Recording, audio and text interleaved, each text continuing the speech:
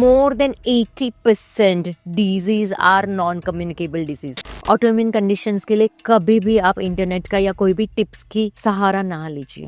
मुझे कैसे पता चलेगा कि मेरी प्रकृति क्या है? आयुर्वेदा की ट्रीटमेंट्स कितने जल्दी आपके बॉडी पर काम करने लगते हैं? एक सिंपल एग्जांपल देती हूँ मैं आपको यहाँ पे। जब हम सुबह उठते हैं, आईज पफिनेस हो गई, पैरों में सूजन आ जाती है, पेट में थोड़ा सी दर्द हो रहा है, डिस्कम्फर्ट लग रहा है, ब्लोटिंग लग रही है, ये सब इन्फ्लेमेशन के ही कारण है। गट रीसेट करने के सप्लीमेंट्स पैकेज्ड मार्केट में मिलते हैं, जो 15 डे का प्रोग्राम होता है, 3 वीक्स का प्रोग्राम होता है कि आप इतने दिन कीजिए और आपका गट रीसेट हो जाएगा। उसका क्या ट्रूथ है? 15 दिन में आपने एक फास्ट कर लिया, may be a liquid diet, something like that, that is also detoxification. Ayurveda intermittent fasting को कैसे देखता है? करनी भी चाहिए कि नहीं करनी चाहिए? क्या हमें हमेशा पूरी जिंदगी भर करना पड़ेगा? जो मैं करने जा रहा हूँ, क्या मैं यही चीज अगले एटलीस्ट 3 से 6 महीने कर पाऊंगा या कर पाऊंगी? क्या आयुर्वेदा में अस्थमा का कोई क्लियर कट सोल्यूशन है? एक एवरेज इंडियन थाली में कौन से ऐसे हम बदलाव ला सकते हैं जिससे हमारी थाली और ज्यादा हेल्दी हो जाए? स्टमक को तो आधा फिल करना है हमें खाने से, सॉलिड फूड से। दूसरा 1/4 लिक्विड ही जाना चाहिए। तो बहुत ज़्यादा डिस्कशन होता है कि खाने के साथ पानी नहीं पीना चाहिए, और मैं मेरे पेशेंट्स को बोलते क्यों ना पिए, कि खाना खाने के बाद 100 कदम चलने हैं। खाना खाने के बाद आप लेफ्ट साइड पे थोड़ी देर तक लेट भी सकते हैं। वाई? तो आयुर्वेद के हिसाब से हेल्दी वेट लॉस कैसे करें? क्या चीजें करनी चाहिए, क्या चीजें नहीं करनी चाहिए?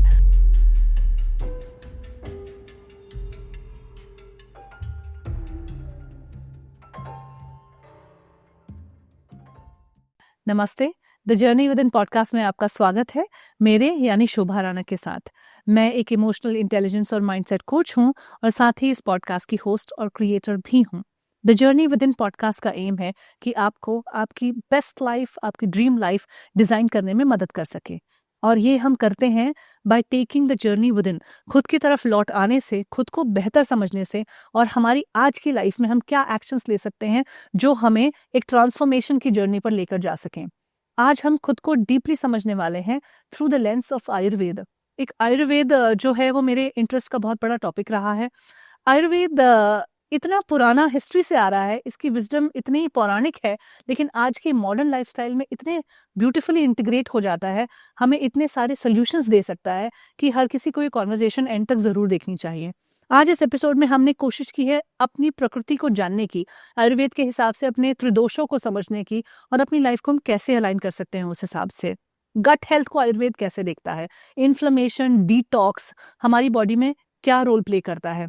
हमारे गट से और कौन कौन से एक्सेस हैं जिस पे हम काम कर सकते हैं? Gut brain axis, gut to skin axis, gut to liver axis. Autoimmune disorders में आयुर्वेद किस तरह से हेल्प कर सकता है? मॉडर्न लाइफस्टाइल में जो चैलेंजेस आ रहे हैं वहाँ पे आयुर्वेद हमें क्या सलाह देता है, और हम कौन सी ऐसी चीजें हैं जो अपनी लाइफ में आज से ही अप्लाई कर सकते हैं ताकि आयुर्वेद हमारी लाइफ का एक पार्ट बन जाए। मॉडर्न ट्रेंड्स, फैशनेबल डाइट्स और फैशनेबल फास्टिंग्स जो आ रही हैं आजकल, इसको आयुर्वेद कैसे समझता है और हमें उससे क्या सीखना चाहिए? तो ये एपिसोड, ये कॉन्वर्सेशन हर किसी को एंड तक जरूर देखनी चाहिए। चैनल को सब्सक्राइब जरूर कीजिए ताकि मुझे इंकरेजमेंट मिलता रहे, और आपके लिए हम हफ्ते दर हफ्ते एक्सपर्ट्स को लाकर यहाँ पर इंपॉर्टेंट टॉपिक्स जिनके थ्रू हम अपने आप को ट्रांसफॉर्म कर सकते हैं, अपनी जिंदगी को बदल सकते हैं, उन पर और ज्यादा बात की जा सके। कॉन्वर्जेशन को, पॉडकास्ट को लाइक ज़रूर कीजिएगा, कमेंट और शेयर भी कीजिए ताकि एल्गोरिदम्स हमें सपोर्ट करें और हमें और भी लोगों तक पहुंचने में मदद मिल सके।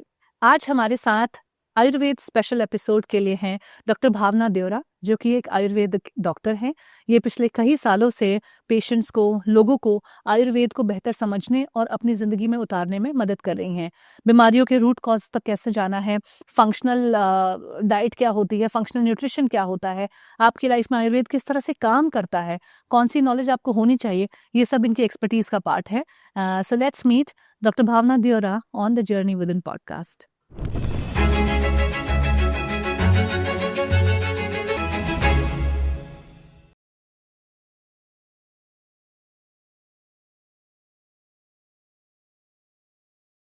नमस्ते भावना जी। नमस्ते, thank you for inviting me. Bhavna ji, आप आयुर्वेदा एक्सपर्ट हैं, आप एक डॉक्टर हैं, इतने सालों से आयुर्वेदा प्रैक्टिस कर रही हैं और अब लोगों को समझा रही हैं कि किस तरह से आयुर्वेद को हम अपनी आज की मॉडर्न लाइफ में इंटीग्रेट कर सकते हैं। True that. यू नो, आज के इस कॉन्वर्जेशन का मेरे लिए बहुत ज़्यादा महत्व है, और वो इसलिए क्योंकि आज का जो यूथ है वो अपने रूट्स की तरफ वापस जाना चाहता है। हम उस रास्ते पर हैं कि हम जानना चाहते हैं आयुर्वेद क्या है, हमारे शास्त्र क्या कहते हैं, योग क्या है, मेरी लाइफ में आज जो भी प्रॉब्लम आ रही है उसकी उत्पत्ति कहाँ से हुई है, मेडिटेशन क्या है। तो सारे जो हमारे एंशिएंट विजडम के कॉन्सेप्ट्स हैं वो आज की मॉडर्न लाइफ में हम समझना चाहते हैं, क्योंकि कहीं ना कहीं हम समझ चुके हैं कि शायद आंसर्स जो हैं वो रूट को ठीक करने में मिलेंगे, ना कि सिर्फ सिम्टम्स को ट्रीट कर देने से। तो आज ऐसे ही बहुत सारे मॉडर्न लाइफ इश्यूज के बारे में we want to have your wisdom on. सबसे पहले, आज 2025 में आयुर्वेदा का रेलेवेंस क्या है, किसी को आज ये क्यों समझना चाहिए। मेरे पास बहुत सारे चैनल्स हैं जहाँ से मैं अपनी हेल्थ को समझ सकती हूँ। मॉडर्न मेडिसिन है, मॉडर्न साइंस है, न्यूट्रिशन है, योग है, बहुत सारी अलग अलग फिलोसफीज हैं, प्रैक्टिसेस हैं। आयुर्वेदा ही क्यों? So Ayurveda is life science, as we know कि जो ये वेद है वो आयु का वेद है, राइट। तो ये पूरी लाइफ के बारे में बात करता है, आहार, विहार एंड विचार। So that's what the Ayurveda is all about. And जब हम आयुर्वेदा के रूट कॉज के बारे में बात करें तो सबसे पहले आयुर्वेदा पर्सनलाइज्ड है एज वेल एज प्रैक्टिकल है। पर्सनलाइज कैसे हो गया? बिकॉज वी टॉक अबाउट और वी अंडरस्टैंड द प्रकृति, body constitution, and it is psycho physical constitution. That is what the Ayurveda talks about कि आपके गुण कैसे है, त्रिगुणास कौन से, आपके त्रिदोषास कौन से। तो एक पर्सनलाइज सोल्यूशन मिल जाता है, and that is very very important now in this scenario. We have information overload, सबको सब पता है, बट जब एक इम्प्लीमेंटेशन की बात आती है तो इम्प्लीमेंट कैसे करें। तो जब when you know the personalise solution you will be able to have the precise solution, और वो आयुर्वेदा देता है। सेकेंडली, काफ़ी सारे डिजीज है, जैसे एक आपको स्टैटिस्टिक्स बताती हूँ। Globally in current times more than 80% disease are non-communicable disease और उससे डेथ होती है। That means कि lifestyle disease are the major cause of death। अब ये क्यों हो रहा है? Because we sometimes don't understand कि इसको कैसे treat करना है, right? So everybody is looking after or going towards suppressing the symptoms, जबकि हमें स्ट्रेंथन करनी है सिस्टम्स को। अगर हमारी फिजियोलॉजी स्ट्रेंथन्ड है, अगर हमारी जो अंदर की सिस्टम्स है इसको स्ट्रॉन्ग हमने बना लिया, तो डेफिनेटली आपकी फिजियोलॉजी ठीक रहेगी और you will not have any issues which becomes chronic over a period of time. तो Ayurveda talks about dinacharya, ritucharya, Ayurveda talks about the food. Ayurveda में ये भी बताया गया है कि आपको कौन से प्रकृति में कौन से टाइप के फूड खाने चाहिए, कौन सा व्यायाम करना चाहिए, राइट। तो अगर आप एक बार जान ले, अपने रूट को जान ले, अपनी प्रकृति को जान ले, तो आपको सब आंसर्स मिल जाएंगे। तो आपने कहा कि आयुर्वेद में एक बहुत पर्सनलाइज सोल्यूशन मिलता है हमें, और वो इसलिए मिलता है क्योंकि प्रकृति होती है हर किसी की। तो प्रकृति क्या होती है? आपने बीच में त्रिगुणा और त्रिदोषा की भी बात की, तो help me understand all these terms. Right. So tridosha is vata pitta kapha. पूरी दुनिया, the whole universe is made up of 5 elements, right. Earth, water, fire, air and space, और इसी में से त्रिदोषा बनते हैं, वात pitta kapha. So vata is major of air element, pitta is fire and water element, and kapha is earth and water element. तो ये दोषा का एक रेशियो होता है जो सबकी प्रकृति को बनाता है। त्रिगुणा इज सत्व, रज एंड तमस। सत्व है जो आपकी अवेयरनेस, अंदर के आत्मा को जो जगाते हैं, that is sattva. Raja is chalatva, and then comes the tama जो एक स्लगिशनेस देता है। तो जब आपको पता है कि आपका बैलेंस क्या है, इम्बैलेंस क्या है, you will be able to understand it better and you can do certain subtle changes. तो ऐसा ड्रास्टिक आपको कुछ एक्सट्रीम कुछ नहीं करना है। Subtle small changes in your daily routine can just help you, and that goes in a long way. आपने कहा कि हमारी प्रकृति इन चीजों से, त्रिगुणों से मिलकर बनती है, त्रिदोषा से मिलकर बनती है। मुझे कैसे पता चलेगा कि मेरी प्रकृति क्या है? क्योंकि आमूमन तौर पर हम लोग आपस में जब बात करते हैं, आयुर्वेद की जब बात चलती है, तो बोलते हैं पित्त डोमिनेंट, आई एम वात डोमिनेंट। तो पता कैसे चलेगा कि मेरी क्या प्रकृति है? सबसे पहले आयुर्वेदा में दशविध परीक्षा है। सो आयुर्वेदा जो वैद्य होते हैं, जो एक्सपर्ट्स होते हैं, they ask you lot of questions. वो नाड़ी परीक्षा भी करते हैं। अब ये क्वेश्चंस में कैरेक्टरिस्टिक्स होते हैं, इमोशनल कैरेक्टरिस्टिक्स, फिजिकल कैरेक्टरिस्टिक्स। वो आप देखोगे, आप जानोगे, तब आपको समझ में आएगा आपका एलिमेंट कौन सा है। सो ये थोड़ा सा डिटेल कंसल्टेशन करना चाहिए। थोड़ा बहुत आपको समझ में आ जाएगा। किसी को देख के मीडियम बॉडी है तो पित्त है, जिसको बहुत ज़्यादा हीट की टेंडेंसी है तो वो पित्त है, वार्म रहता है शरीर तो पित्त है। अब जो एयर एलिमेंट यानी वायु हो गया तो मूवमेंट ज़्यादा है, ओवर एंथुजियाज्म है, फियर ज़्यादा है, दैट इज़ वाता।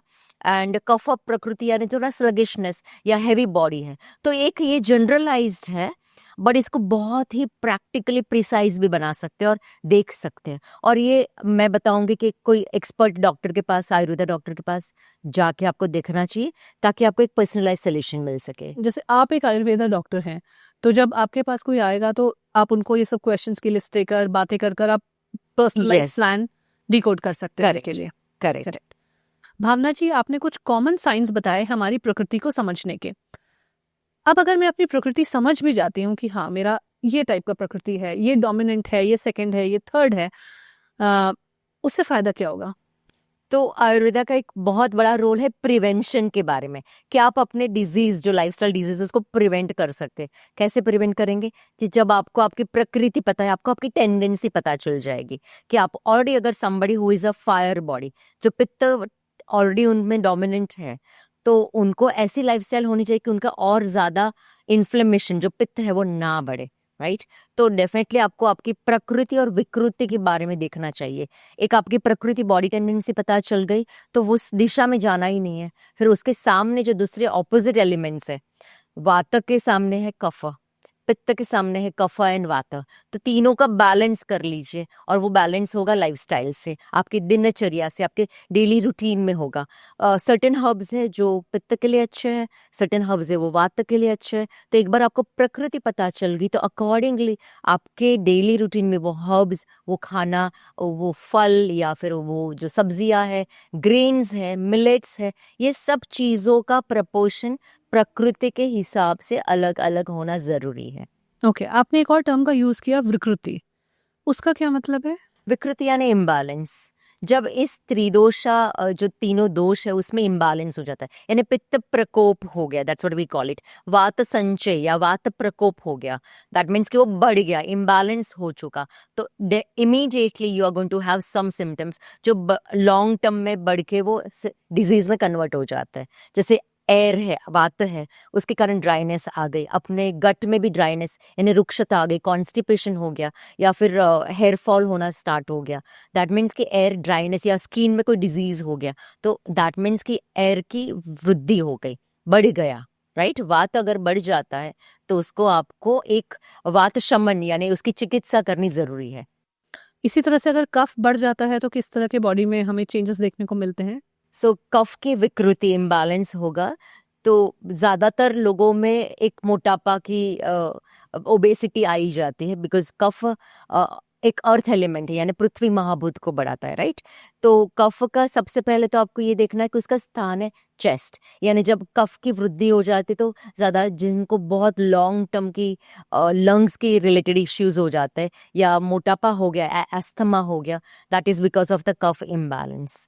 और इसी तरह से अगर हम पित्त को समझना चाहें, सो पित्त body is always towards the warm side, क्योंकि फायर एलिमेंट है। एसिडिटी हो गई, या फिर कभी भी मृदुकोष्ठ है, जो किसी को बार बार लूज मोशंस हो गए, या फिर आईबीएस की इश्यूज हो गया, इन्फ्लेमेशन के कारण कोलाइटिस जिसको बोलते हैं, ऐसे कोई प्रॉब्लम हो गए, या स्किन में इरप्शन या ज़्यादा मोल्स हो गए, या स्किन इश्यूज हो गए, दैट इज बिकॉज ऑफ पित्त वृद्धि।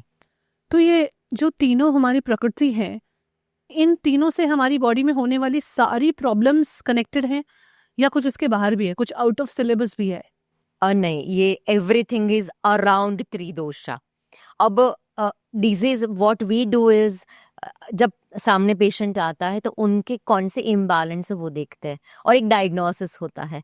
For an example, I will give you the example of auto immunity, okay, because it is become very common now. What is auto immunity? जब हमारे body के sales ही हमारे अच्छे वाले सेल्स को मारते हैं, right? So if I talk about the name of the disease, asthma या हाशिमोटो थायरोइडाइटिस जिसको बोलते हैं, या IBS की बीमारी हो गई, सोराइसिस, एक्जिमा हो गया, या फिर किसी को इवन डार्क सर्कल्स है, सिवियर हेयरफॉल है, एलोपेशिया हो गया, these are all autoimmune condition. Vitiligo autoimmune condition. Now autoimmune condition में का रूट कॉज क्या है? रूट कॉज है त्रिदोषा इम्बैलेंस. ऑटोइम्यून डिजीजेस जो कि आजकल बहुत बढ़ती जा रही है. यस, त्रिदोषा इम्बैलेंस होता ही है. और उसके ट्रिगर्स क्या है? जो लॉन्ग टर्म तक स्ट्रेस मैनेजमेंट नहीं कर पाया. अब स्ट्रेस भी अलग अलग टाइप के स्ट्रेस होते हैं. Some people would have nutritional deficiency which is a stress to the body. किसी किसी का एक जेनेटिक वीकर जीन्स होते हैं, ये भी एक स्ट्रेस है बॉडी के लिए. और गट हेल्थ जिसका खराब है, क्योंकि गट हेल्थ जब अपनी अग्नि ही ठीक नहीं है, आप जो भी खाना खा रहे हो वो अर्धपक्व आधा पचता है, तो जो टॉक्सिन्स बनते हैं वही पूरी बॉडी में स्प्रेड होके कभी ट्रिगर हो जाते हैं. And that's how the immunity जब कॉम्प्रोमाइज हो जाएगी तो ऑटो इम्यूनिटी में वो कन्वर्ट हो जाता है. रूमेटॉइड आर्थराइटिस कितने सारे लोगों को है, राइट? और जब ये डायग्नोस होता है फिर स्टीरॉइड्स या बहुत सारी डिफरेंट दवाइयाँ स्टार्ट हो जाती है और फिर people can not come back out of it. तो जब आप वो ट्रिगर पॉइंट्स देख लेंगे कि जैसे गट हेल्थ खराब है, किसी को बहुत ज़्यादा कॉन्स्टिपेशन का इश्यू है, डेफिनेटली उनको उसका इलाज कराना चाहिए. या फिर मल्टीपल मोशंस हो रहे हैं, उनका इलाज कराना चाहिए. या फिर अगर स्किन में कुछ ज़्यादा ड्राइनेस हो गया तो उसके ऊपर तुरंत काम करें. अच्छा, आयुर्वेदिक ट्रीटमेंट्स में क्या जो मॉडर्न प्रॉब्लम्स आ रही हैं, ऑटोइम्यून डिसऑर्डर्स जैसे बहुत बढ़ गए. आपने कहा रूमेटॉइड आर्थराइटिस की बात की, आपने एक्जिमा, सोराइसिस की बात की, अस्थमा की बात की. तो क्या आयुर्वेदा में अस्थमा का कोई क्लियर कट सोल्यूशन है? बहुत ही अच्छा सोल्यूशन है. एक इंटरेस्टिंग कॉन्सेप्ट बताती हूँ मैं आपको. So when we say autoimmune condition, interestingly you can simplify it in a way. जब गट स्किन एक्सिस खराब होती है तो एक्जिमा, सोराइसिस इश्यूज होते हैं. जब विटिलिगो. गट या विटिलिगो होता है. जब गट लीवर एक्सिस खराब होता है तो नॉन अल्कोहलिक फैटी लिवर भी हो सकता है. ऑफ कोर्स अल्कोहल के कारण हो रहा है तो एक फैटी लिवर, हमने कुछ अब्यूज किया लीवर को, but non alcoholic fatty liver क्यों होना चाहिए? बिकॉज कहीं पे gut liver axis is compromised. Mental health issues कितने हो रहे हैं? Why? Because gut brain axis is compromised, right? Same way अगर जब भी एस्थमा की बीमारी है, जो मैंने बोला ऑटोइम्यून कंडीशन है, तो गट लंग एक्सिस, राइट? तो the way the management of autoimmune condition should start with gut. It should start with Agni. Ayurveda कहता है कि मंदा अग्नि सभी रोगों का मूल है. ओके, हम बोलते गट सभी रोगों का मूल है. It's not gut, it's your agni, digestive fire. And ये अग्नि, देर आर 13 टाइप्स, 13 टाइप की अग्नि होती है. तो एक तो डाइजेस्टिव फायर हो गई, फिर हमारे जो सेल्युलर लेवल पे सप्त धातु है उनकी अग्नि हो गई, पंच महाभूता अग्नि हो गई, राइट? सो ऑटोइम्यून कंडीशंस के लिए आपको ये एक्सिस को एड्रेस करना बहुत ज़रूरी है. और इस एक्सिस की जो अग्नि है या धातुआ अग्नि है उसको आप एड्रेस करोगे तो definitely your autoimmune conditions can be managed. First it can should be managed well and then it can be reversed, and this is how it should be looking, you should look at. Specifically मैं आपके दर्शकों को बताना चाहूँगी, autoimmune conditions के लिए कभी भी आप इंटरनेट का या कोई भी टिप्स की सहारा ना लीजिए. बिकॉज ऑटोइम्यून कंडीशन एक त्रिदोषा इम्बैलेंस है. अगर आपने एक दो टिप कर रही है और बोला कि अच्छा ठीक है मैंने तो ये टिप देखा था और मेरी कंडीशन ठीक नहीं होगी, because you have to manage tridosha imbalance together. So you have to go with the very systematic approach, and that should definitely help you. Ayurveda के ट्रीटमेंट्स ऑटोइम्यून डिसऑर्डर्स के मामले में कितने सक्सेसफुल हैं? If you have to give a let's say rough percentage, और if you have to talk about कि इतने patients में से इतने रिवर्स हो जाते हैं या मैनेज हो जाते हैं, what is the ratio? I want to understand कि आज के टाइम में क्या सच में ये चीज़ें काम करती है.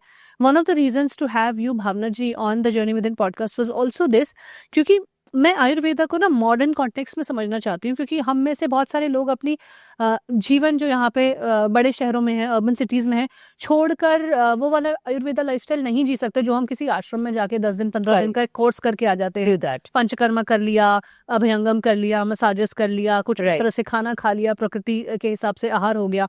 वो 15 दिन का वर्कशॉप हम शायद कुछ लोग तो अफोर्ड भी नहीं कर सकते हैं, और जो लोग अफोर्ड कर Correct. सकते हैं वो सिर्फ 10-15 दिन ही कर सकते हैं। But when we talk about Ayurveda से healing, it's like a ongoing everyday process, Right. जो कि हमारी मॉडर्न लाइफ में इंटीग्रेट भी होना चाहिए। अब Correct. आप मुझे कुछ ऐसे हर्ब्स बता दो, कुछ ऐसी चीजें बता दो जो मेरे लिए पॉसिबल ही नहीं है एक शहरी Correct. जिंदगी को जीते हुए, with the work that I am doing, with the kind of way I am leading my life, तो उसका कोई पॉइंट नहीं है। और आप क्योंकि मॉडर्न लाइफ में इंटीग्रेट करते हो Ayurveda, I want to really deeply understand from you. तो मैं आपसे जो पूछना चाह रही हूँ वो ये है कि ऑटो इम्यून डिसऑर्डर्स में आयुर्वेदा ट्रीटमेंट्स कितने इफेक्टिव हैं?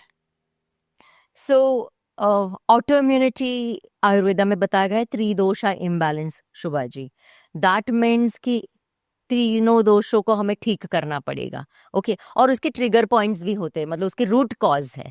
तो सबसे पहला रूट कॉज है आपकी गट हेल्थ, कि जब हम हमारे अग्नि को ठीक नहीं रखते हैं और ऐसे ही सब चल रहा है, जो भी लाइफस्टाइल चल रही है, तो it gets triggered into some disease, some symptom, और बहुत सालों के बाद वो एक ऑटोइम्यूनिटी में कन्वर्ट हो जाता है, बिकॉज बॉडी एक वीक हो जाती है।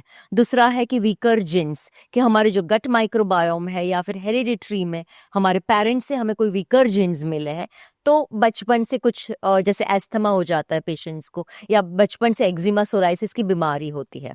और तीसरा है कि कहीं पे एक मेंटल फटीग या स्ट्रेस हो जाना। और we have seen the timeline of the disease, कि काफ़ी सारे पेशेंट्स आते हैं, वो बताते कि अच्छा ये 3-4 सालों में मेरा स्ट्रेस बढ़ गया। और वो कहीं पे अगर बॉडी वीक है, अगर पूरा लाइफस्टाइल वीक है, तो उसको वो कन्वर्ट कर देती है ऑटो इम्यूनिटी में। तो वो कहीं पे अक्यूमुलेशन ऑफ आमा टॉक्सिन्स अगर बहुत सालों तक हो गया, बहुत दिनों तक हो गया, और अगर कोई ट्रिगर फैक्टर्स मिल गए, तो it gets converted into auto immunity. तो ये आपको एक रूट कॉज की बात हो गई। अब उसको ठीक कैसे करना है? नाउ जनरली मैंने क्या देखा है कि ऑटो इम्यूनिटी पेशेंट्स पहले तो सिम्टम्स पे काम करना स्टार्ट कर देते हैं, राइट? तो सिम्टम्स को सप्रेस नहीं करना है।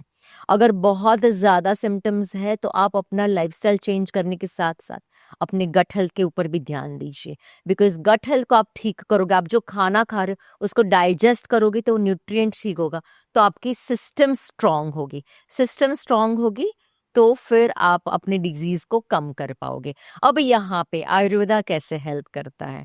सो आयुर्वेदा में इम्यूनो अडेप्टर हर्ब्स है। ओके, अब हमें ये देखना होता है कि आपकी अग्नि खराब है या धात्वाग्नि खराब है, या एग्जैक्टली कौन से सिम्टम्स है। अकॉर्डिंगली ये हर्ब्स का एक पूरा रेजिम होता है, वो आपको करना चाहिए। दूसरा, ऑटोइम्यून कंडीशंस में पेशेंट्स को एक डिटॉक्सिफिकेशन करना बहुत ज़रूरी होता है। नाउ ये भी एक आयुर्वेदा कॉन्सेप्ट है कि आमा, जो अनडाइजेस्टेड टॉक्सिन्स हैं, कहाँ जमा हुए हैं। अगर ऑस्टियोआर्थराइटिस बोले तो एक वीकनेस ऑफ बोन हो गई, लेकिन रिमेटॉइड आर्थराइटिस बताए तो वो आम है, टॉक्सिन्स है जो बोन्स में, जॉइंट्स में जमा हो जाते हैं, राइट? अगर हमने एस्थमा की बीमारी बताई तो यहाँ पे विजिंग होता है, तो यहाँ पे भी आम जमा हो गए। तो what we need to do, हमें करना क्या है कि जो आम है उसको पचा के, मतलब डाइजेशन होता है एक सेल्यूलर लेवल पे, और कोष्ठ में लाना, यानी अपने गट में लाना है, और वहां से उससे पंचकर्म के थ्रू बाहर निकालना है। तो जब आयुर्वेद बताता है कि जड़ मूल से बीमारी को निकालना, तो यही एक डिटॉक्सिफिकेशन प्रोसेस होती है। बट जैसे आपने बताया शोभा जी, कि हम पंचकर्म 15 दिन के लिए कर लेंगे, लेकिन फिर क्या, राइट? तो ये बहुत अच्छा पॉइंट है कि अगर आप वेलनेस सेंटर में जाके सिर्फ 15 दिन करोगे तो कोई फायदा नहीं है, right? You have to also adept certain herbs, some concoctions, certain fluids in your daily routine, and that will definitely help you to go towards the rasayana, rejuvenation. So जो शोधन है वो डिटॉक्सिफिकेशन है, रसायना है वो रेजुनिवेशन है। तो अगर मैं एक पर्टिकुलर ऑटोइम्यून डिसऑर्डर की बात करूं, let's say asthma, Ayurveda asthma को कैसे ट्रीट करता है? आपने जैसे मुझे बेसिक फंडामेंटल्स बताए कि आपको त्रिदोषा को समझने की ज़रूरत है। कुछ तरह का फिर आप कंकॉक्शंस सजेस्ट करते हैं, Right. चिकित्सा का वो एक पार्ट है। करेक्ट। कुछ पार्ट चिकित्सा का है कि आपके दोष के हिसाब से आपका आहार, आपका फूड होना चाहिए। तो take me through at least let's cover one disease, let's talk Sure. About asthma. आप एक अस्थमा पेशेंट्स को एक अस्थमैटिक पेशेंट को कैसे ट्रीट करते हैं आयुर्वेद में? सो अगेन अस्थमा में भी आपको देखना कि ये वातज है, पित्तज या कफज है. अच्छा, Okay, अस्थमा so भी we तीनों हो सकता है। categorize even diabetes. You categorize in वातज प्रमेय, पित्तज प्रमेय and कफज प्रमेय, and then it comes सन्निपातज यानी त्रिदोषा imbalance. So you have to categorize all the disease, including autoimmune disease, into which dosha is prevalent और maximum dominance है वहाँ पे. That is one thing. बहुत सारी आयुर्वेद औषधि का एक प्रभाव होता है. प्रभाव यानी ये वो वही ऑर्गन पे काम करती है. तो जैसे आपने बताया कि अस्थमा में हम जो लंग्स के ऊपर जो काम करते हैं वो औषधि देते हैं.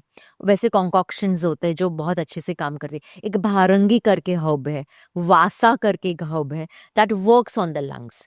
ओके, एक पिपली करके हब है. Okay, now pippali is that works on the gut, but ये इसका काम ही है कि वो अपनी अग्नि को ठीक करता है. तो जब ये अग्नि ठीक होगी तो गट लंग एक्सिस ठीक हो जाता है. Okay, now sometimes patient come with lot of wheezing कि उनको ठीक ही नहीं हो रहा. And when you evaluate that patient, what you see कि उनका गट भी, कोष्ठ भी खराब है, और तब हम साथ में वमन कराते या विरेचन करा लेते. वो शोधन, वमन यानी वॉमिटिंग कराना, राइट, और परगेशन यानी विरेचन कराना. तो कौन सा क्या कराना चाहिए वो एक देख के शोधन करते हैं, और उसके बाद ऐसी हर्ब्स देते जिससे एक शमन और रसायन हो गया, यानी सिस्टम्स को स्ट्रॉन्ग बना दी. आयुर्वेदिक ट्रीटमेंट्स को काम करने में टाइम कितना लगता है? क्योंकि एक रीज़न जो है कि लोग होम्योपैथी या आयुर्वेदा इस ट्रीटमेंट को अवॉइड करते हैं, या इन ट्रीटमेंट्स को तब तक ही सही समझते हैं जब तक उनके पास बहुत टाइम होता है कि इसमें तो बहुत टाइम लगेगा ठीक होने में। इनफैक्ट योग को भी लोग उसी तरह से देखते हैं कि जो इनकी प्रक्रियाएं हैं, चाहे वो ब्रेथ वर्क से रिलेटेड है, चाहे वो अपने खान पान में कुछ चीज़ों को चेंज करने से लेकर है, चाहे अपने विचारों में कुछ बदलाव से लाने को लेकर है, इन चीज़ों का इम्पैक्ट आपकी डिजीज पर जो अभी आपको बहुत तकलीफ दे रही है बहुत देर में जाके पड़ेगा. तो चलो एलोपैथी की और that is what the general idea is. तो यू हेल्प मी अंडरस्टैंड कि आयुर्वेदा की ट्रीटमेंट्स कितने जल्दी आपके बॉडी पर काम करने लगते हैं. एक सिंपल एग्जांपल देती हूँ मैं आपको यहाँ पे. During the COVID, I have treated a lot of patients only with Ayurveda, not even a single paracetamol or Dolo also. My father had moderate level of COVID, and we did not give him any allopathy medications. Only with Ayurveda treatment, he got treated in 10 days. मैं Covid की बात कर रही हूँ, right, जो हमें पता था तभी तो हम कितने डर गए थे. So this is a myth when we say कि आयुर्वेदा काम नहीं करता है जल्दी. अक्यूट कंडीशन में भी you can give Ayurveda treatment. एक डायग्नोसिस होना बहुत जरूरी है. दूसरा जो आप बता रहे, जो टाइम लगता है वो क्रॉनिक डिसऑर्डर्स में लगता है, राइट. तो क्रॉनिक डिसऑर्डर्स में मैं हमेशा मेरे पेशेंट्स को बताती हूँ कि you need to go into the phase wise. Okay, शमन, शोधन, रसायन. और अगर आपने ये इंटेलिजेंटली, स्मार्टली, और हमारे पेशेंट्स, हम सब अर्बन लाइफस्टाइल में रहते हैं, राइट, तो ये हम कैसे प्रैक्टिकली, प्रिसाइजली, प्रिवेंटिव वे से कर सके, that is Ayurveda. So when we talk about the treatment, सबसे पहले तो इवैल्यूएशन के बाद आपको थोड़े से हर्ब्स, थोड़ा सा प्रिस्क्रिप्शन के साथ फूड चेंजेस करेंगे तो वो एक थोड़ा सा वहाँ पे सिम्टम्स में बदलाव या आपको थोड़े से फायदा होना देखना मिल जाता है. उसके बाद आपको देखना है कि कहीं पे जब ऋतु संधि हो रही है, जहाँ पे ऋतु चेंज हो रहे, तब उनको शोधन करा ले, एक डिटॉक्सिफिकेशन दे दे. अब ये डिटॉक्सिफिकेशन कैसे देना चाहिए? शुड इट बी मृदु, यानी थोड़ा सा छोटा डिटॉक्सिफिकेशन, या एक्सटेंसिव करना चाहिए? That should be the Ayurveda physicians decision. तो अकॉर्डिंगली एक शोधन कराना चाहिए. तो वो सेकेंड फेज हो गया. एंड देन कम्स रसायन, कि बाद में रेजिन्युएशन कराइए, जहाँ पे आप आपके सिस्टम्स को जो एक बार शोधन किया उसको स्ट्रांग बना ले. तो क्या होगा कि जो आपकी पूरी बॉडी है वो थोड़ी सी काम डाउन हो जाएगी, राइट. और ऑटोइम्यूनिटी स्पेसिफिकली उसमें पेशेंट्स की सिस्टम हाइपर एक्टिव होती है. So when you calm down the body with the rasayana, you will see the results. So roots to Rasayana. That is the Ayurveda, correct? You understand the root cause, you bring your body towards the Rasayana. Longevity आनी है, anti-aging की लोग बात करते हैं, right? So that concept itself is so beautiful. And if you're going to be with somebody, you get those results. Okay.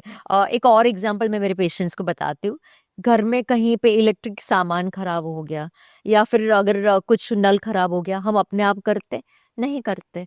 तो हमारे body में अगर सिम्टम्स है, हम किसी का हाथ या किसी डॉक्टर के पास क्यों नहीं जा सकते? You should be with somebody where you are, taking him or her as a guide and be with them for some time. Because in current times, it's an information overload. बहुत information है, but knowledge कौन देता है, right? और कौन आपका हाथ पकड़ के आपको गाइड करके सही रास्ते पे लेके जाएगा.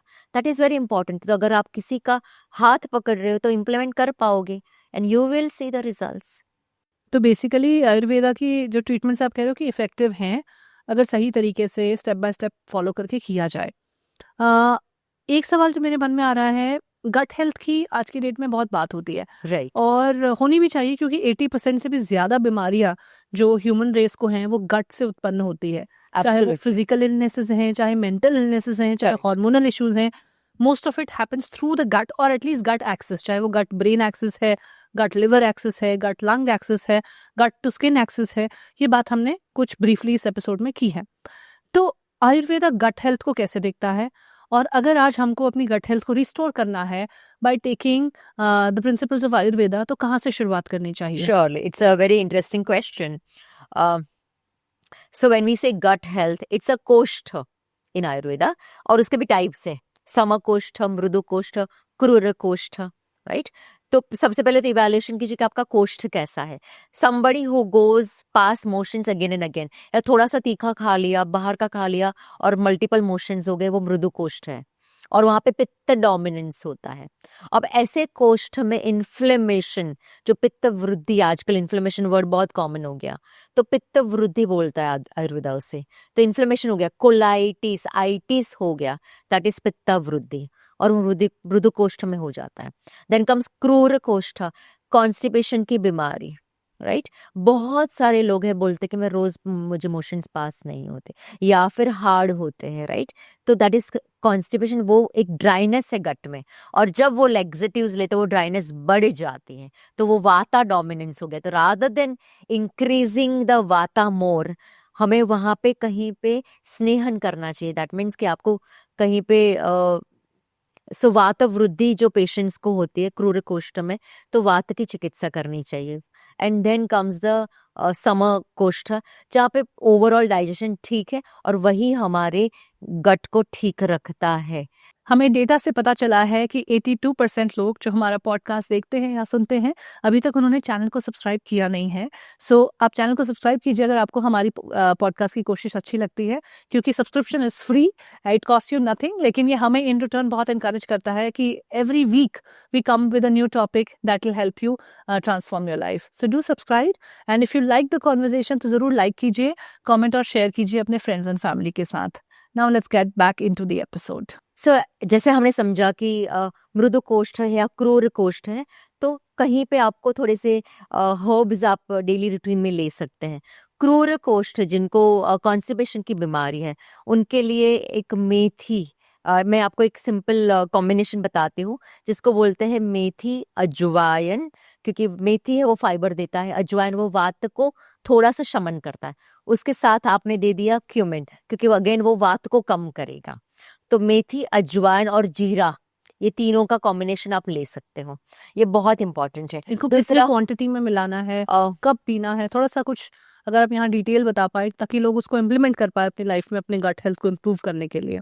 मेथी आप 2 मात्रा ले सकते हैं, क्यूमिन 1 मात्रा लेना है, और उसके साथ आपको अजवाइन आधी मात्रा लेनी है. ओके, तो ये प्रपोर्शन में आप लोगे तो डेफिनेटली आपका क्रूर कोष्ठ पे वो काम करेगा और ये ड्राइनेस नहीं बढ़ाएगा.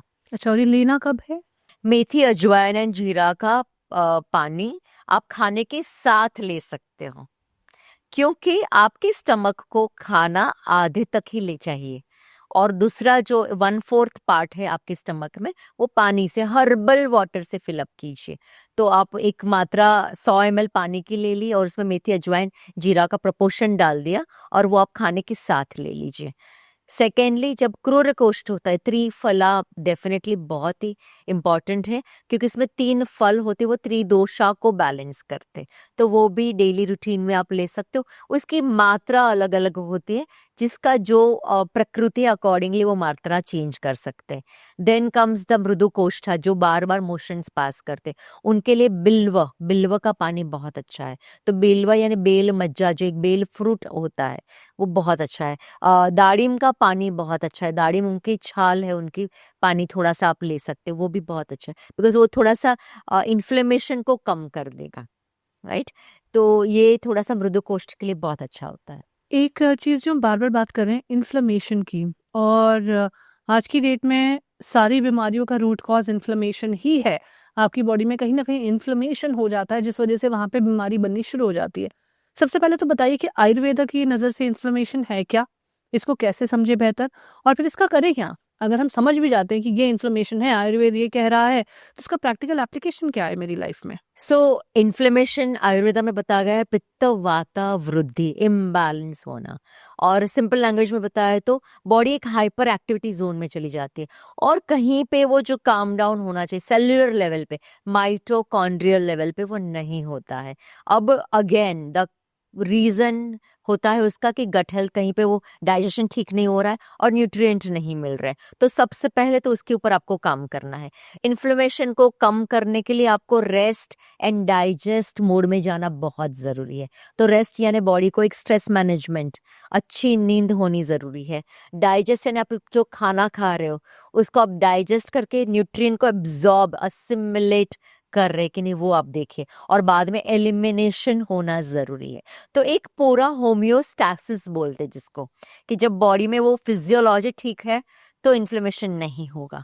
नहीं तो सेलुलर लेवल पे जो एक्सचेंज ऑफ न्यूट्रिएंट्स होने चाहिए, जहाँ पे हमारी चयापचय प्रक्रिया होती है, वो ठीक नहीं हुई है, तो बॉडी वो एनर्जी एटीपी प्रोडक्शन कर ही नहीं पाती है, और वो इन्फ्लेमेशन होता है। अब इन्फ्लेमेशन कैसे समझ में आता है?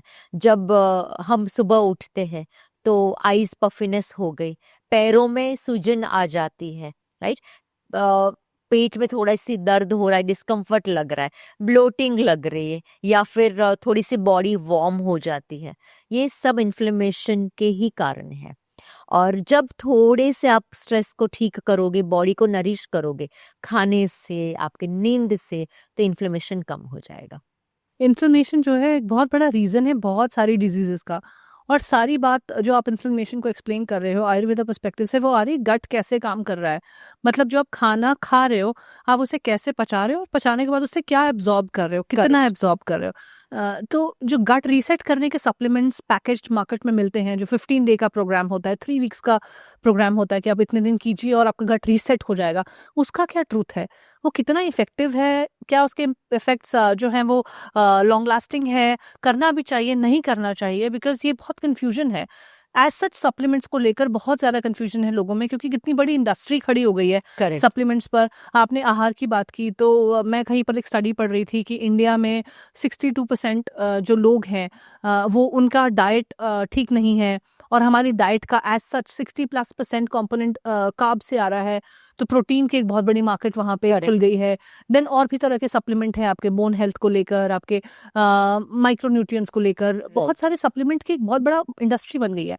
उसमें से गट रीसेट सप्लीमेंट की भी एक अलग इंडस्ट्री है। राइट। तो tell me the truth about this industry, और कितना इफेक्टिव है?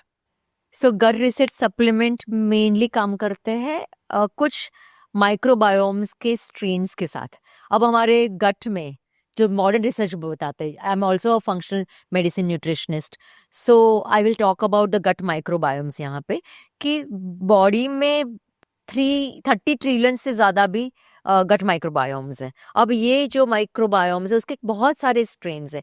सप्लीमेंट्स आपको देगा 5 से 7 स्ट्रेन्स, और वो 14 दिन में उतने स्ट्रेन्स को लाके दे देगा आपके गट में, लेकिन उससे थोड़ा बहुत फर्क शायद आपको मिल जाए, बट लॉन्ग टर्म में there is no proven effect till date.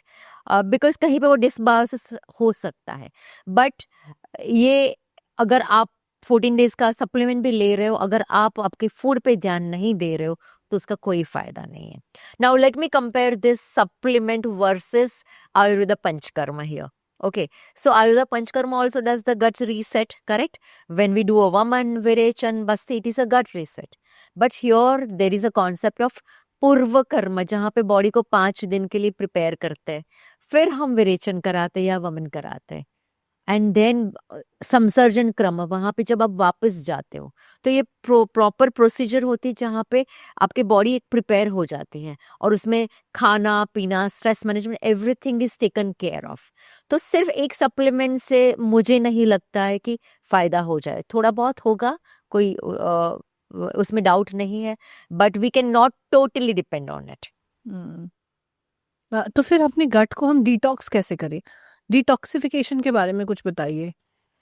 Detoxification एक बहुत जनरलाइज्ड वर्ड है और सबको एक इवैल्यूएशन करना चाहिए कि कितना डिटॉक्स करना है, राइट? सिंपल डिटॉक्स आप एक दिन लंघन कर लीजिए, आयुर्वेदा में लंघन बताया गया है, लंघन यानी फास्टिंग, राइट? 15 दिन में आपने एक फास्ट कर लिया, may be a liquid diet, something like that, that is also a detoxification. अगर आपका पर्स्पिरेशन हो रहा है अच्छे से, आप आपकी मूवमेंट कर रहे हैं, एक्टिविटी कर रहे हैं, that is also your gut skin detox, correct? अब पीपल और द पर्सन हु है, जिनको बहुत लंबे समय की बीमारी है, उनको ये छोटे छोटे डिटॉक्स से फायदा नहीं होगा और वहाँ पे उनको टोटल क्लींजिंग, गट डिटॉक्स करना जरूरी है। इसके अलावा आयुर्वेद बताता है कि ऋतु संधि में, जब ऋतु चेंज होते, सीजन चेंज होते, तब सीजनल डिटॉक्स करना चाहिए और ये सब कर सकते हैं। अब आपके बॉडी की कंडीशन कैसी है, आपकी अगर somebody who is already weak या कोई बच्चा है बहुत ओल्ड एज है, उनको डिटॉक्स नहीं करना चाहिए, प्रेग्नेंट वुमेन को डिटॉक्स नहीं करना चाहिए, बट अदरवाइज बाकी सब लोग सीजनल डिटॉक्स कर सकते हैं। ये भी एक सुपरविजन के अंडर करना चाहिए, अपने आप करने से कोई फायदा नहीं होता। डिटॉक्सिफिकेशन का एक तरीका आपने बताया फास्टिंग, लंघन, जो आयुर्वेद बताता है, और आजकल इंटरमिटेंट फास्टिंग बहुत पॉपुलर होता जा रहा है। तो आयुर्वेदा इंटरमिटेंट फास्टिंग को कैसे देखता है और करनी भी चाहिए कि नहीं करनी चाहिए? कितने लंबे टाइम तक इंटरमिटेंट फास्टिंग कर सकते हैं? क्या हमें हमेशा पूरी जिंदगी भर करना पड़ेगा या फिर कुछ वीक्स या कुछ मंथ्स करके छोड़ सकते हैं? Tell me the whole thing about this intermittent fasting fashion जो आजकल चल गया है। Ayurveda perspective for intermittent fasting is in a personalized way, ठीक है? एक तो सबसे पहले कि आपकी प्रकृति क्या है। पित्त प्रकृति लोग ज्यादा देर तक भूखे पेट नहीं रह सकते और रहने भी नहीं चाहिए, तो उनको गैप जो उनका फास्टिंग विंडो है उतना ज्यादा नहीं रखें। ओके, जो वात प्रकृति उनकी वात बढ़ जाती है तो उनको भी गैप ज्यादा नहीं रखना चाहिए, और जो कफ प्रकृति वो थोड़ा सा इंटरमीडिएट फास्टिंग उनके लिए फायदा कारक है। ये एक पॉइंट हो गया। इसके अलावा बॉडी को कभी भी एक्सट्रीम में ना लेके जाए। अगर आपको इंटरमीडिएट फास्टिंग करनी है तो आप धीरे धीरे बॉडी को अडेप्ट कीजिए। So may be your fasting window, जिसको एक फास्टिंग विंडो फिस्टिंग विंडो होता है, तो fasting window can be just 12 hours और फिस्टिंग विंडो 12 आवर्स कर दिया, वैसे कर दीजिए। फिर 12 आवर्स का फास्टिंग को आपने 14 घंटे कर दिया, उसके बाद 16 घंटे, ऐसे आप उतना करके थोड़े दिनों तक उसका फायदा ले लीजिए। Once you get some benefits out of it, you go back to your circadian rhythm. Okay, जो दिनचर्या बताता है कि मॉर्निंग में जब कफ काल है तब आप आपका व्यायाम कर लीजिए, व्यायाम के बाद आपका खाना स्टार्ट कर सकते हैं। दोपहर में 10 बजे से लेके 2 बजे तक पित्त काल होता है, तो वहां पे आपका एक होलसम मील होना जरूरी है। और शाम को जब 2 to 6 PM वात वृद्धि होती है, वात काल है, तब थोड़ा सा टेपर डाउन करके लाइट मील लेके आपका डिनर खत्म कीजिए। सो दिस इज द ये एक बैलेंस्ड मील और एक दिनचर्या जो प्रोएक्टिव लाइफस्टाइल है उसके अकॉर्डिंगली आप कर सकते हो। उसमें आपको इंटरमीडिएट फास्टिंग करने की ज़रूरत नहीं पड़ती। अब आप मुझे पूछिए, इफ़ आई एम डूइंग, मैं खुद एक साइक्लिस्ट हूँ, मैराथनर हूँ, अगर मुझे इंटरमीडिएट फास्टिंग करने को कोई बताए, मैं कर ही नहीं पाऊंगी क्योंकि मैं मेरी एक्टिविटी करती हूँ, राइट। तो ये बहुत पर्सनलाइज्ड है कि किसको करना चाहिए, आपकी लाइफस्टाइल कैसे है, आपको क्या उसमें से आपका हेल्थ गोल क्या है वो आप डिसाइड कीजिए, आपकी प्रकृति क्या है वो डिसाइड कीजिए, फिर आप इंटरमिटेंट फास्टिंग किसी के सुपरविजन के साथ कीजिए। यानी कि इंटरमिटेंट फास्टिंग हर किसी के लिए नहीं है, तो आपको अपनी प्रकृति का पता होना चाहिए और उसके बाद ही आपको इंटरमिटेंट फास्टिंग उसके हिसाब से करनी चाहिए, ना कि जस्ट बिकॉज एक ट्रेंड है सब कर रहे हैं इसलिए मैं भी कर रहा हूँ। इससे शायद कई लोगों को रिजल्ट्स भी नहीं मिलते हैं, कुछ लोगों को मिलते हैं और काफ़ी सारे मैं ऐसे लोगों को भी जानती हूँ जिनको नहीं मिलते, या जो अगर करते भी हैं शायद रिजल्ट्स भी मिलते हैं, लेकिन वो पर्सनली उनकी बॉडी बहुत ज़्यादा स्ट्रेस में रहती है, वो हमेशा परेशान रहते हैं कि मेरा ईटिंग विंडो है, मेरा फास्टिंग विंडो है, मुझसे नहीं हो रहा है, चलो बस 2 घंटे और पुश करना है, those kind of Right. Conversations आप रोजमर्रा की लाइफ में सुनते हैं। एक तो ये इंटरमिटेंट फास्टिंग की बात हो गई। दूसरी जो हमारी फीस्टिंग विंडो है, जो खाने की विंडो है, तो जिस तरह का खाना हम खाते हैं, आहार हम लेते हैं, एक एवरेज इंडियन थाली में कौन से ऐसे हम बदलाव ला सकते हैं जिससे हमारी थाली और ज़्यादा हेल्दी हो जाए। मुझे बहुत सस्टेनेबल तरीके आप बताइए, ऐसा नहीं कि पूरी ही थाली बदल दें, क्योंकि जब हम किसी डाइटिशियन या न्यूट्रिशनिस्ट से कंसल्ट करते हैं तो मोस्टली वो आपका बहुत बदलाव कर देते हैं, आपका आटा चेंज कर देते हैं, आपका चावल चेंज कर देते हैं, मिलेट्स ले आते हैं, फिर उसका पोर्शन कंट्रोल आ जाता है, फिर उसमें कॉम्पोजिशन सारा चेंज हो जाता है, तो वो चेंज बहुत ज़्यादा ओवरवेलमिंग हो जाता है किसी के लिए, उसको खा पाना और लंबे समय तक खा पाना। करेक्ट। अगर मेरा कोई बहुत स्पेसिफिक गोल है कि मुझे ये 2 महीने में कोई मैराथन दौड़नी है, या फिर किसी के कोई फंक्शन है, फैमिली फंक्शन या शादी है, तो आप शायद किसी मोटिवेशन या इंस्पिरेशन से कर लेते हो, करेक्ट। लेकिन long term these are not sustainable. जो Right. हम स्वैप्स सजेस्ट हमें किए जाते हैं, तो tell me healthy swaps in an Indian thali right. जो सस्टेनेबल हो। करेक्ट। सो इंडियन थाली में क्या होता है, एक रोटी चावल, उसके साथ सब्जी होती है, दाल होती है, अगर नॉनवेज खा रहे तो अकॉर्डिंगली कुछ प्रोटीन होता है या फिर पनीर होता है, ऐसे नॉर्मली एक थाली देखी जाती है। अब सबसे पहले तो आपको ये देखना है कि आप अपने रूटीन में कितनी रोटियां खा रहे हैं, कितनी चावल खा रहे हैं, राइट। अब ये एक मैं मॉडर्न पर्सपेक्टिव से भी बताऊंगी कि वो कार्ब सोर्स है, जैसे आपने बताया कि इंडियंस थोड़ा सा कार्ब ज्यादा खाते हैं, वो हमारी प्रकृति है वैसी, राइट। तो कहीं पे आप क्या कर सकते हो कि पहले अपने 7-10 दिन तक जो आप 2-3 चपाती खा रहे हो उसमें से आधी चपाती को आप कम कर दीजिए। ओके, वैसे करके आप थोड़ा सा वहीं पे उसको कैसे स्वॉप करोगे, कहीं पे आपकी सब्जी की क्वांटिटी बढ़ा दीजिए, that is one thing. Secondly, आप जो खाना खा रहे हो जो होलसम होना चाहिए, ताकि आपके पेट में थोड़ी जो तृप्ति मिल जाए वो आपको अच्छे से मिल जाए। तो होलसम खाना क्या होता है कि जब आपके जो आपने पकाया हुआ है उसमें कम से कम प्रोसेस हो जाए। तो चावल, मिलेट्स, वो एक ही बार बॉईल किया और वो एक होलसम फूड बन जाता है, राइट। उसके सामने रोटी जो ग्रेन है उसको हमने आटा बना दिया, फिर उसकी रोटी बनाई, फिर खाई, तो एक प्रोसेस बढ़ जाती है वहां पे। तो wholesome food is very very important. एक सिंपल एग्जांपल देती हूँ कि खिचड़ी, राइस एंड दाल का कॉम्बिनेशन होता है जिसमें सब अमाइनो एसिड्स है, राइट। ये होलसम हो गया, उसमें आपने वेजिटेबल्स डाल दिए। एक दूसरा बहुत अच्छा, अगर आपको एडिशन करना है या स्वॉप करना है, तो एक कोई तो आप चटनी, ग्रीन चटनी बना लीजिए। यू कैन मेक कोरिएंडर के साथ करी लीव्स डाल दिया, थोड़े से मिंट डाल दिया, उसमें थोड़े से आपने हर्ब्स और डाल सकते हो और स्पाइसेस डाल सकते हो। आंवला उसमें आप डाल दीजिए, मोरिंगा आप डाल दीजिए। अब ये 2-3 दिन की आपने चटनी बना ली और रोज आपने इतनी थोड़ी सी उसको ऐड कर दी।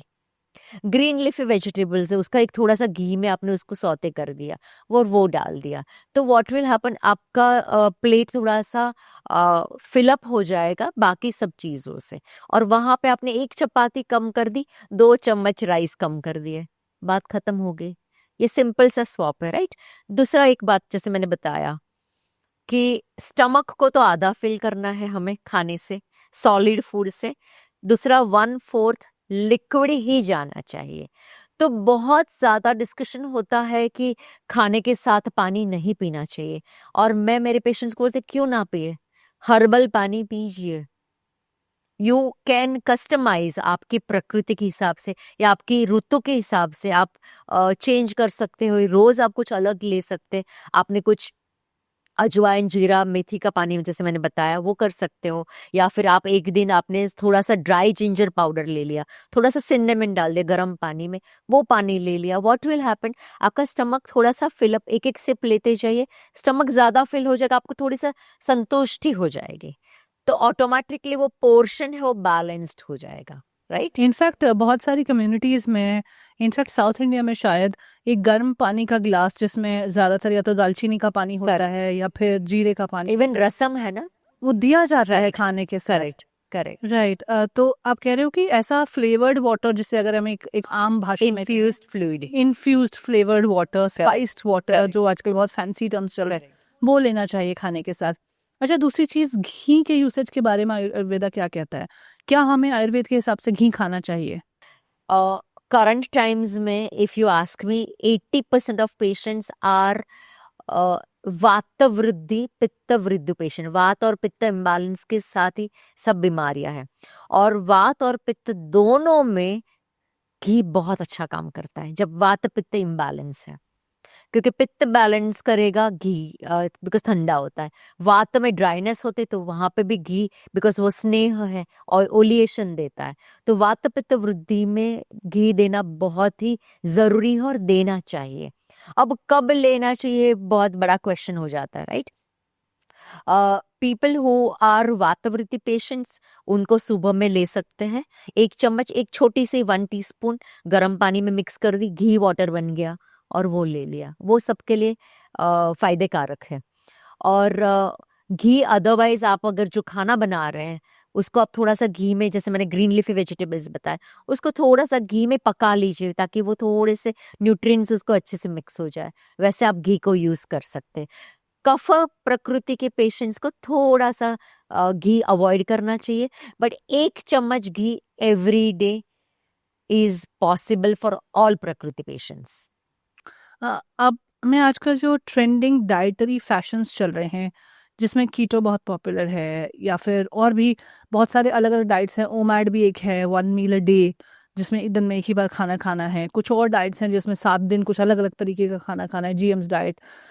तो क्या हमें ऐसे वाले डाइट्स को फॉलो करना चाहिए, और अगर नहीं करना चाहिए तो क्यों नहीं करना चाहिए, और उसके जगह पे फिर क्या करना चाहिए? आयुर्वेदा टॉक्स अबाउट अति सर्वत्र वर्जयते, दैट मीन्स कि एक्सट्रीम चीजें थोड़ा सा अवॉइड करें, क्योंकि जब एक्सट्रीम चीज करते हैं तो बॉडी भी हाइपर एक्टिव हो जाती है, राइट? आपका कोई स्पेसिफिक गोल है, आप किसी के सुपरविजन में कर रहे हैं, तो कीटो डाइट या फिर इवन ओमैड डाइट लोगों ने किए हुए हैं, सम सेलिब्रिटीज ने भी किए हुए हैं, उन्होंने फायदा भी दिखाया हुआ है, बट लॉन्ग टर्म में it is not sustainable at all.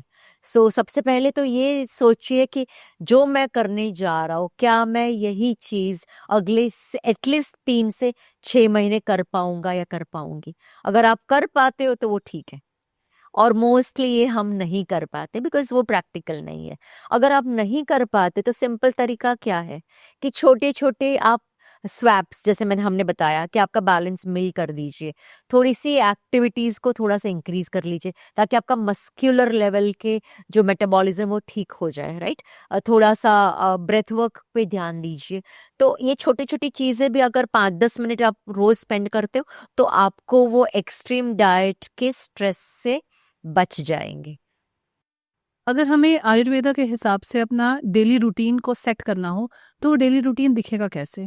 मुझे सुबह से लेकर रात तक की जर्नी पे आप लेके चलिए। It's a very interesting question and I call it prokriya, कि आप क्या क्या क्रिया कर सकते हैं so that you can have a proactive lifestyle, right? So when you wake up in the morning, एक तो थोड़ा सा धारण करना जरूरी है। दैट मीन्स कि आप कुछ होल्ड कीजिए। Now what you can hold, simple gandush, जिसको माउथ में हम ऑयल पुलिंग बोलते हैं, राइट? ऑयल को आपने होल्ड कर लिया। So when you are holding it, what happens, you are going back towards your breath work because you are focused into that particular process. तो एक सुबह आप उठ के गंडुश कर सकते हो, ब्रेथ वर्क कर सकते हैं, मेडिटेशन कर सकते हैं, ये बहुत ही फायदे कारक होता है। उसके बाद जैसे मैंने बताया घी वाटर, कि अगर आपको आपका दिन स्टार्ट करना है, आप 1 चम्मच घी ले लीजिए मॉर्निंग में, और उसके बहुत सारे अच्छे रिजल्ट्स हमने देखे हुए हैं। मॉर्निंग में कफ काल होता है तो थोड़ा सा व्यायाम, मूवमेंट्स करनी जरूरी है। तो मॉर्निंग का व्यायाम जो एक आयुर्वेदिक लाइफस्टाइल के पॉइंट ऑफ व्यू से अर्ली मॉर्निंग या मॉर्निंग में ही आपको आपकी एक्सरसाइज करनी चाहिए। तो पहले तो आप थोड़ा सा अपने बॉडी की शक्ति के हिसाब से, आपके हेल्थ गोल के हिसाब से अपने इंटेंसिटी आप आगे पीछे करके आपका व्यायाम कर लीजिए। And then comes according to your activity आपका ब्रेकफास्ट होना चाहिए। तो यहाँ पे वो थोड़ा सा स्मार्टली आपको देखना है। लोग बोलते हैं कि सिर्फ फ्रूट खाना चाहिए, कोई बोलता है ड्राई फ्रूट्स खाने चाहिए, सम पीपल से कि बहुत हैवी ब्रेकफास्ट करना चाहिए, बट नहीं, पर्सनलाइज्ड योर ओन प्लान। अगर आपकी एक्टिविटी थोड़ी सी हाई इंटेंसिटी है, अच्छा सा होलसम ब्रेकफास्ट कीजिए। If you are not getting time, you are not doing lot of activity, just stick to a small portion of your balanced breakfast. ये आपका morning में हो गया। पित्त काल होता है दोपहर में, तो वहां पे आपका आपने एक अच्छा सा बैलेंस फूड ले लिया, राइट। अब आप जब खाना खाते हो तो एक शतपावली करके आयुर्वेदा में एक टर्म है कि खाना खाने के बाद 100 कदम चलने हैं। तो ये भी एक बहुत बड़ा Ayurvedic lifestyle point of view से सिंपल सा प्रयोग है कि शतपावली करने के, खाना खाने के बाद अब 100 कदम चलना है, ठीक है। उसके बाद आता है वाम कुक्षी। दैट मीन्स कि खाना खाने के बाद आप लेफ्ट साइड पे थोड़ी देर तक लेट भी सकते हैं। Why? Because your body is going to go into rest and digest mode. Body को एक टाइम चाहिए डाइजेशन के लिए। इसका मतलब ये नहीं कि दोपहर में नींद निकाल ली हमने, राइट, लेकिन थोड़ा सा 10-15 मिनट वाम कुक्षी आप कर सकते हो। अगर आप ऑफिस में हो, कॉरपोरेट लाइफस्टाइल है, तो एक योग निद्रा करके एक बहुत ही पॉपुलर, अब तो बहुत ही पॉपुलर हो रहा है, टेक्निक है जिसको NSDR भी बोलते हैं, नॉन स्लिप डीप रेस्ट। कि आप चेयर पे बैठे हो और आप थोड़ी सी योग निद्रा कर लिया आपने 10 minute. Your body is going to be in parasympathetic nervous system mode, correct. तो वो भी आपको एकदम कूल डाउन कर देगा और आपका फूड को अच्छे से डाइजेस्ट करेगा। You don't have to be mentally hyper active जब आपका बॉडी आपका फूड डाइजेस्ट कर रहा है। तो बेसिकली खाना भी तसल्ली से और फिर उसको पचने के लिए थोड़ा टाइम देना Yes, है। खाना माइंडफुल ईटिंग और उसके बाद पचने के लिए digestion is very very important, because वहां से असिमुलेशन भी होगा ना, एब्जॉर्ब होके असिमुलेशन भी होगा। फिर then comes the evening routine. तो वाइंड डाउन, थोड़ा सा टेपर डाउन, थोड़े से स्लो डाउन होना जरूरी है, राइट। तो वहां पे लाइट फूड, थोड़ा सा बोलते हैं ना कि वार्म जो होता है, वार्मर फूड जो हमें, जैसे सूप सबको पसंद आते हैं, या फिर सॉटे वेजिटेबल्स करके आपने कर दिया, सब्जी बना ली खिचड़ी के साथ, सिंपल। हमारी अर्बन लाइफस्टाइल ऐसी है कि हम घर पे ही 9-10 बजे पहुंचते हैं, तो तब खाना होता है और तुरंत सो जाते हैं। आई वुड सजेस्ट कि एटलीस्ट 70-80% आपको खाना 6-7 बजे के बीच में खत्म कर देना चाहिए, right.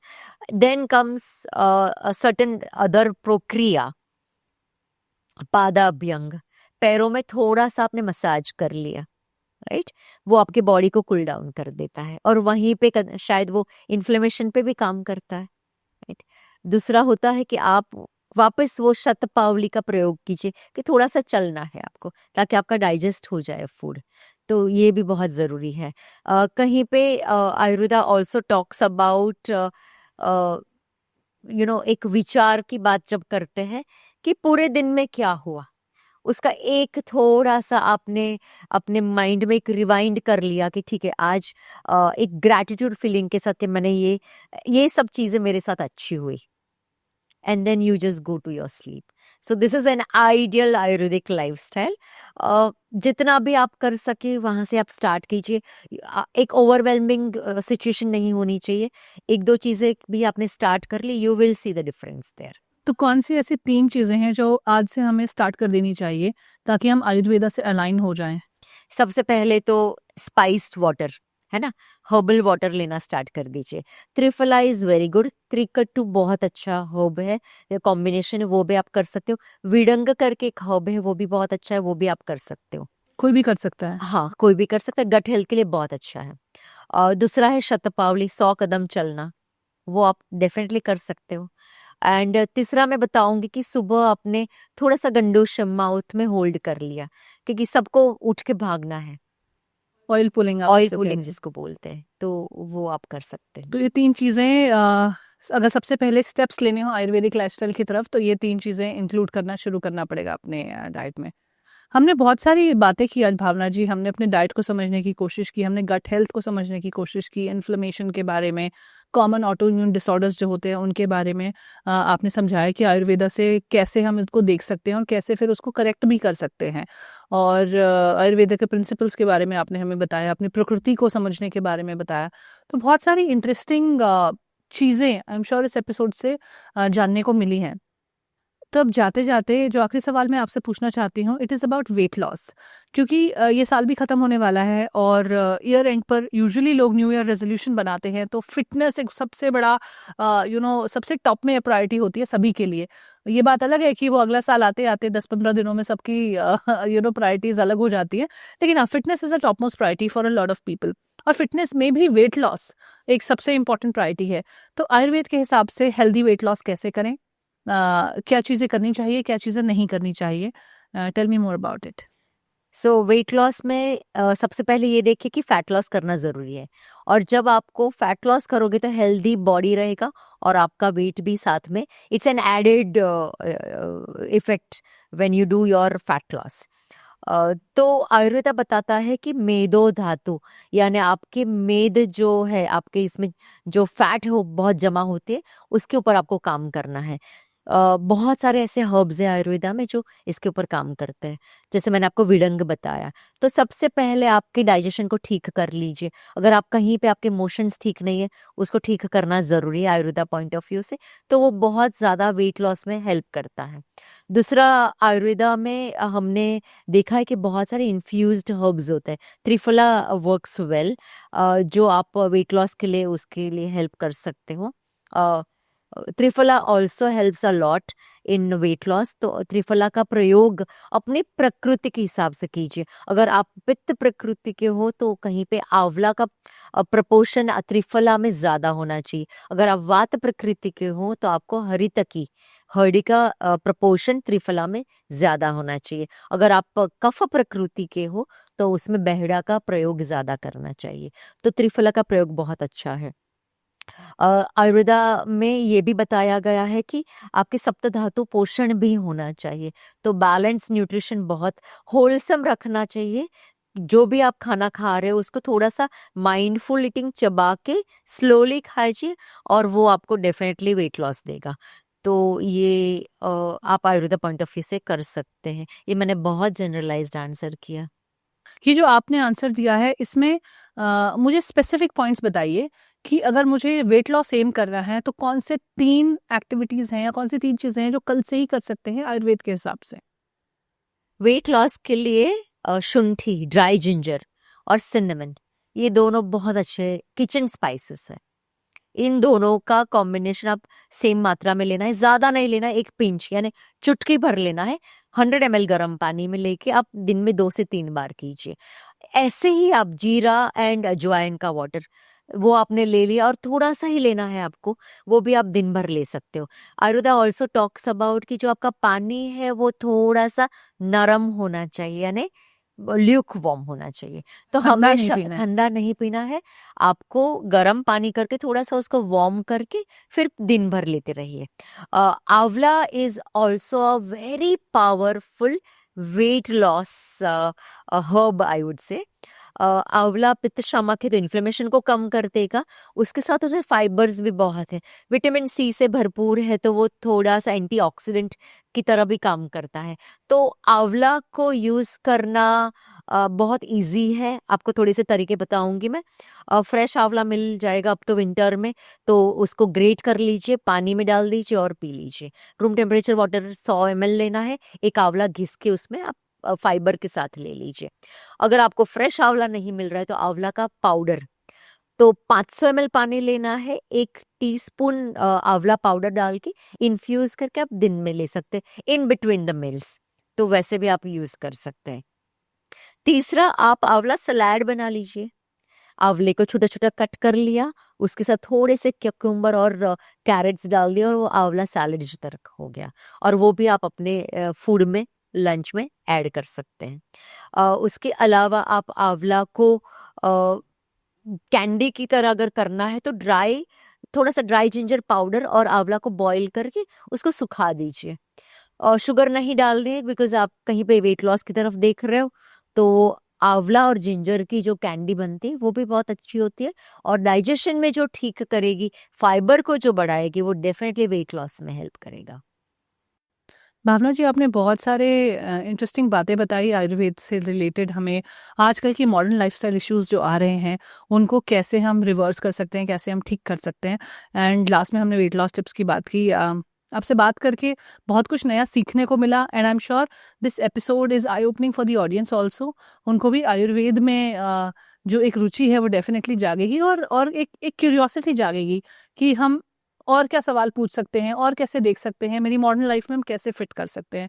So thank you for sharing your wisdom with us. Thank you for having me here. Thank you so much. Thank you for watching this podcast. आप चैनल को सपोर्ट कीजिए, सब्सक्राइब कीजिए, और जो बातें आपको इस पॉडकास्ट में नई सीखने को मिली या अच्छी लगी, या अगर कोई सवाल रह गए हैं तो कमेंट सेक्शन में ज़रूर लिखिए, क्योंकि आपके कमेंट्स में पढ़ती हूँ और वहाँ से मुझे इंकरेजमेंट तो मिलता ही है, साथ ही साथ हमारा जो रिसर्च वर्क है उसमें आपके सवालों को हम इंक्लूड करते हैं, ताकि अगले आने वाले एक्सपर्ट से हम आपके सवालों को पूछ पाएँ and you get your answers. इस कॉन्वर्जेसन को अपने फ्रेंड्स और फैमिली के साथ शेयर कीजिए, अपने सोशल मीडिया पर शेयर कीजिए, ताकि और भी ज़्यादा लोग आयुर्वेद के बारे में और आयुर्वेद को मॉडर्न लाइफ में कैसे इंटीग्रेट कर सकते हैं उसके बारे में जान पाएँ। Thank you for supporting us so far in this journey. And जाते जाते एक बार फिर से कहना चाहूँगी कि चैनल को सब्सक्राइब कीजिए, so that we can get more and more experts for the next episodes of the journey with in podcast. Thank you for watching. नमस्ते।